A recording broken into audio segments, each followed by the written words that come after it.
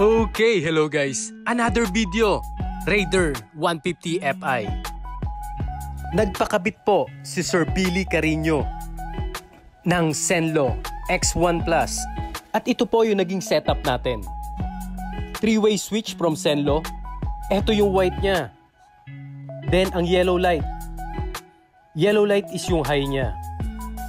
Tapos meron din tayong passing or mixed light. Pati sa high or sa yellow light, meron din po tayong passing light. Tinap po natin ito doon sa kanyang high.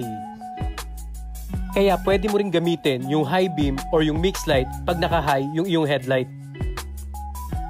Ito naman yung itsura niya pag nasa harapan ka ng motor. White and yellow.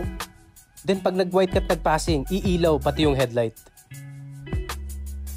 Or yung high beam ng motor.